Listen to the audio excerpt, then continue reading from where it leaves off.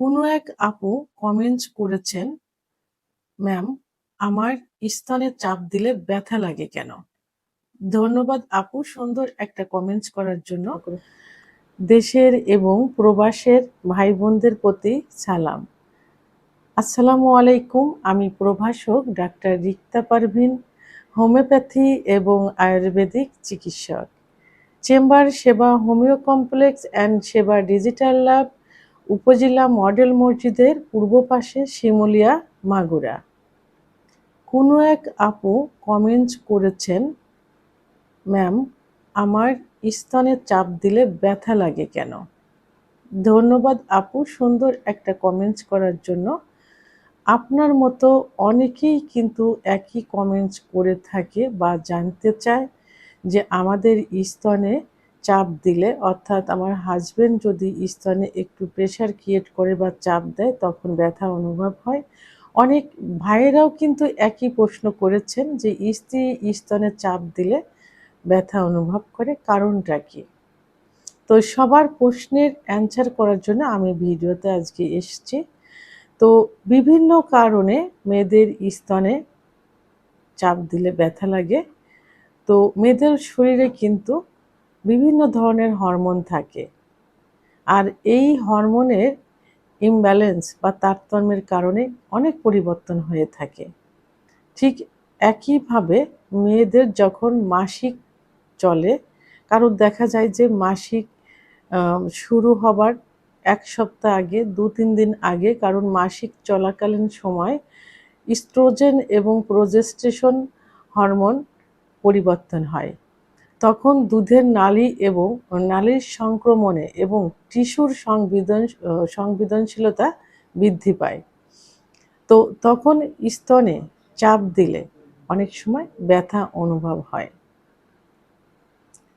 গর্ভ অবস্থায় মহিলারা যখন গর্ভবতী হয়, অর্থাৎ যখন বাচ্চা পেটে আসে, তখন ২ মাস ৩ মাস পরের থেকেই স্তনের ভিতরে রক্ত প্রবাহ এবং দুধ উৎপাদন বেড়ে যায়। তখন স্তনের টিস্যুগুলো ফুলে যায়।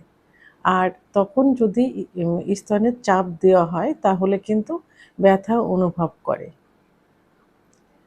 এবং ডায়েট ও ডায়েট এবং জীবনধারা, অনেক সময় দেখা যায় যে চা, কফি, চকলেট ইত্যাদি খাওয়ার কারণে এবং লবণ ইত্যাদি খাওয়ার কারণে কিন্তু স্তনের চাপ, স্তনে ব্যথা অনুভব হয় বা ব্যথা হয় যখন অতিরিক্ত হয়ে যায়। তখন যদি স্তনে চাপ দেওয়া যায় তাহলে ব্যথা অনুভব হয়। আবার মহিলাদের স্তনে কিছু কিছু সমস্যা থাকে, যে সমস্যা থেকে, যেমন স্তনে টিউমার থাকতে পারে, লাম্প থাকতে পারে, স্তনের চাপ থাকতে পারে, ম্যাস্টাইটিস থাকতে পারে এবং স্তনে ইনফেকশন থাকতে পারে। তখন স্তনের চাপ দিলে ব্যথা অনুভব হয়। তো আমি মানে একটু সচেতন করছি যে স্তনে খুব সেনসিটিভ একটা জায়গা। অধিকাংশ ক্ষেত্রেই কিন্তু দেখা যায় যে স্তনে ক্যান্সার হয়। এটা অনেকের বংশগতভাবেও কিন্তু এটা হয়ে থাকে, জিনগত বা বংশগতভাবে এটা হয়ে থাকে। তো স্তনে যখনই কিছু হবে, অনেক সময় নালী ক্ষত হয়, মানে ড্রেনের মতো হয়ে কিন্তু পুঁজ আসে এবং দেখা যায় যে স্তনের বোঁটা, নিপিল বা বোঁটা দিয়ে অনেক সময় পুঁজ আসতে থাকে, রক্ত মিশ্রিত পুঁজ, দুধের মতো সাদা ইত্যাদি। এবং বাচ্চা প্রসবের পরে অনেক সময় দুধের প্রেশার হয়ে কিন্তু বড় চাপ হয়ে যায় এবং অনেক সময় ইনফেকশন করে, অনেক সময় ওইটা কেটে কিন্তু সার্জারি করে ওখান থেকে কালেকশন বের করা হয়। এটা আমি সচেতন করছি। তো এইগুলো হওয়ার পূর্বে যে স্তনে যে চাপ হয়, যে ফুলে থাকে, তখন স্তনে চাপ দিলে ব্যথা হয়। তো আপনাদের স্তনে কখনো কিছু হলে, এই জাতীয় কিছু হলে অবশ্যই সঙ্গে সঙ্গে ডাক্তারের শরণাপন্ন হতে হবে, কারণ স্তনে কিছু হলে ৩ মাসের বেশি হয়ে গেলে কিন্তু ক্যান্সারের ঝুঁকি থাকে। তো সেক্ষেত্রে স্তনে যে সংক্রান্ত যে রোগগুলো থাকে সেটা হলেও স্তনে ব্যথা অনুভব হয়। তো তখন ছোট ছোট করে চাপ দিলেও কিন্তু ব্যথা আসে। আবার কিছু ওষুধ খেলে ওষুধের পার্শ্ব প্রতিক্রিয়া, যেমন জন্ম নিয়ন্ত্রণের পিল, এই জাতীয় কোনো ওষুধ খেলে যে হরমোনের ইমব্যালেন্স হয়, অর্থাৎ হরমোনের তারতম্য হয়, তার থেকেও স্তন ব্যথা হতে পারে।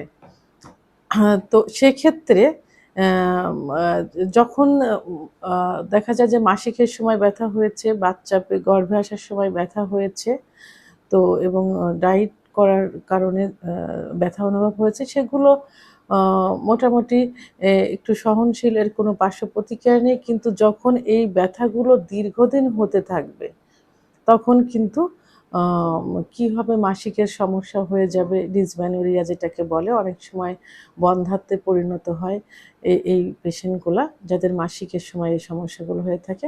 তাই এগুলোকে অবহেলা না করে অবশ্যই আপনাদের একজন অভিজ্ঞ সম্পন্ন রেজিস্টারকৃত হোমিওপ্যাথি আয়ুর্বেদিক ডাক্তারের শরণাপন্ন হতে হবে। খুব সূক্ষ্মভাবে এগুলো লক্ষণগুলো জাস্টিফাই করে প্যাথোলজিক্যাল রিপোর্টের মাধ্যমে এগুলো চিকিৎসা দিলে ইনশাল্লাহ এটা ঠিক হয়ে যাবে।